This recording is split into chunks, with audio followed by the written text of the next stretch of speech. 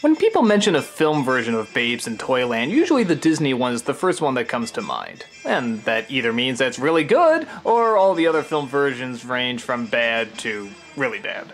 And yeah, that's kind of my outlook on it. I loved this film growing up, but watching it again, it doesn't hold up that great.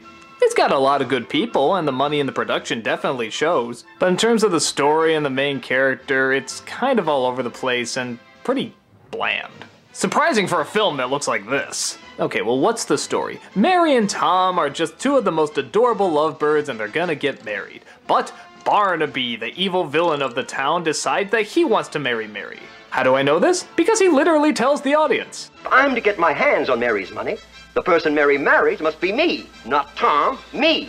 So he sends his two henchmen to have Tom killed. But the henchmen decide they can make a little money on the side too, so they decide to sell him to a bunch of gypsies. Now that Tom is gone, Mary sees that her only choice is to marry Barnaby. Why? Get this. She can't do the math on her finances. No, I'm not even kidding. There's a whole trippy song dedicated to it. Add, subtract, and multiply till you're overcome. This is much too hard for us. We can't do the sum. Barnaby, of course, accepts the offer to marry her and calls in a bunch of gypsies for entertainment. And, wouldn't you know it, Tom's in the gypsy band and, of course, they get back together. But then we shift to kind of another story as a bunch of the kids wander into the forest of no return and Tom and Mary go to try and save them. Only to run into a toy maker who makes a device that can shrink things down, but then Barnaby seems to follow him and he shrinks everybody down and uses that as leverage to still marry Mary, but then Tom breaks open a bunch of the toys and they have this big epic battle and this is weird. So yeah, as you can tell from the story, it's kind of all over the place and, like I said, weird. I'm usually fine with weird, but this movie clearly doesn't have much of a focus, and it's kind of obvious because there's nothing really that much interesting to focus on, at least in terms of the main characters. Bethany Filicello as Mary, and she's usually very charming, but she just has nothing to work with here. All she does is cry and look confused. The guy who plays Tom has a funny scene as a gypsy fortune teller, but aside from that, he has nothing really that interesting. The kids are all boring. Some of the side characters are kinda neat, but they're not in it for very long. A lot of the songs are pretty pointless, though some of them are kinda fun. The only thing that's genuinely enjoyable about it is the villain. Recognize him? Yeah, that's the Scarecrow from Wizard of Oz. And he just has a great time being the most stereotypical villain, but really playing it up and having fun.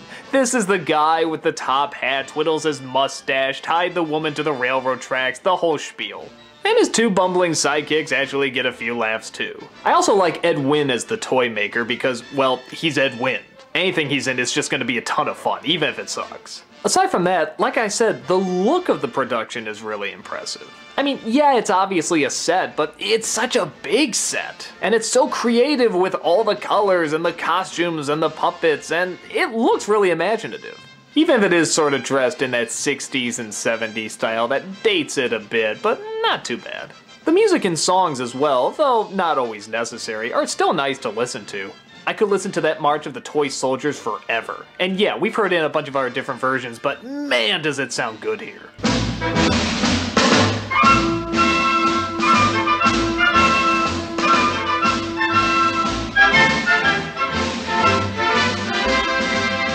After the whole climax is a lot of fun. You spend this good long while building up this toy army with that incredible music and this wonderful stop motion, these great effects, and what does Barnaby do when they finally come in? He just laughs at them. It's sort of like, yeah, they're just toys, why am I afraid of you? But as they keep fighting on and on and on, they tend to get more and more threatening. Until Mary throws that potion at him that shrinks him down, and it's an enjoyable one-on-one battle between our hero and villain. Even though Mary clearly could just go and step on him, but yeah, it's more dramatic this way. So again, like almost any Disney production, even if it's bad, there's some really cool stuff in it. I do like the scope and size of the production, I do like the villains, and I like a lot of the music. But outside of that, the story and main characters are just so hopelessly dull. But again, as a kid, I did watch it a lot, but yeah, maybe it was for those three elements I listed earlier. I did tend to fast forward it whenever Tom or Mary were on screen. I don't know, if you're looking for an impressive looking kids film without much substance to it, you'll get your fill. But if you're looking for a timeless classic based on a timeless classic, Babes in Toyland, this is probably not the best interpretation. Or maybe it is in film form, but come on, there's gotta be better. Looks great, sounds great, but not too much else to it.